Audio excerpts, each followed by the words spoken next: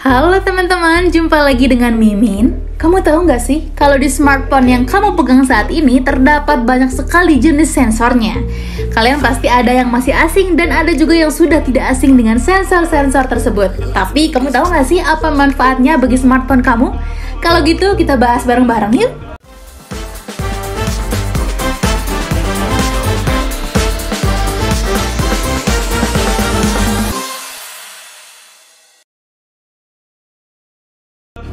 Di dalam kepintaran smartphone dalam mendeteksi, tentunya ada sistem yang membuatnya pintar. Sistem tersebut terdiri dari software dan hardware yang saling berkesinambungan satu dengan yang lainnya. Kemudian menciptakan sebuah gawai yang kini bisa menjadi teman kamu sehari-hari.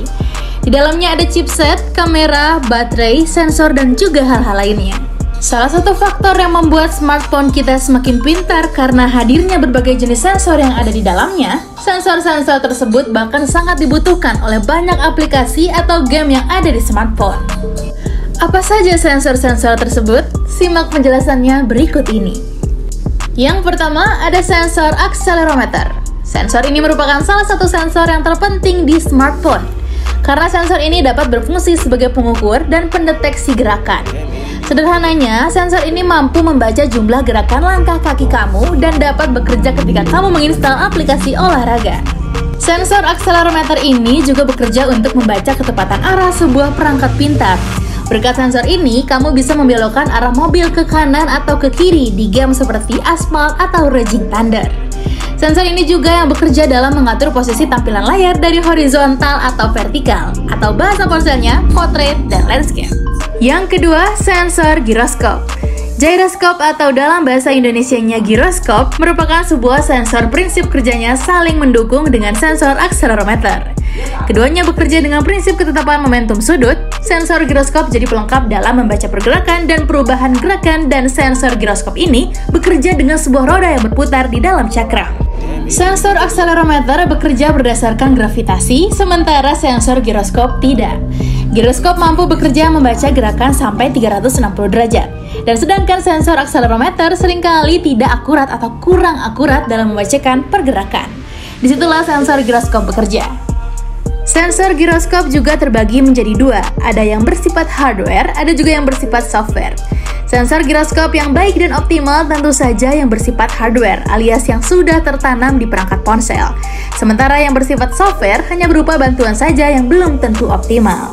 Smartphone kelas menengah atas umumnya sudah punya sensor giroskop ini, sementara yang kelas lebih terjangkau ada yang pakai dan ada juga yang tidak. Ada juga yang memakai giroskop dengan sistem software yaitu Redmi 9. Yang ketiga, sensor magnetometer. Sensor ini berhubungan dengan magnet seperti kerja magnet pada umumnya.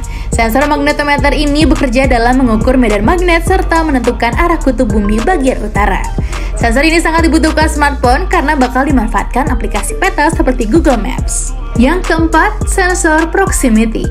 Sensor proximity berbentuk LED infrared atau inframerah.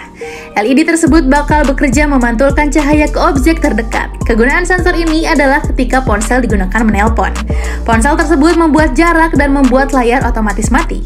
Hal inilah yang berpengaruh pada kinerja baterai yang jelas bakal lebih awet.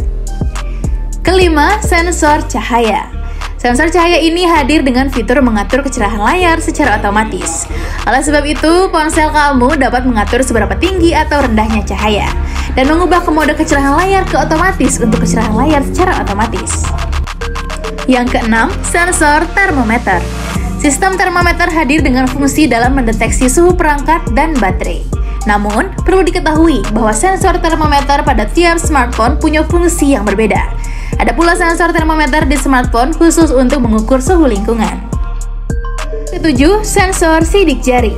Sensor sidik jari merupakan sensor untuk membaca jari pengguna. Hanya sidik jari pengguna lah yang bisa mengakses ponsel. Sensor sidik umum hadir di berbagai perangkat Android.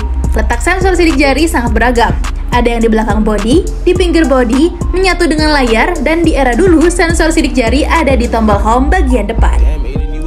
Dan yang kedelapan yaitu sensor pengenalan wajah. Sensor pengenalan wajah merupakan sensor yang menggunakan teknologi face recognition, yakni teknologi yang bisa digunakan untuk mengidentifikasi wajah seseorang untuk berbagai kepentingan. Salah satunya ialah untuk keamanan smartphone kita.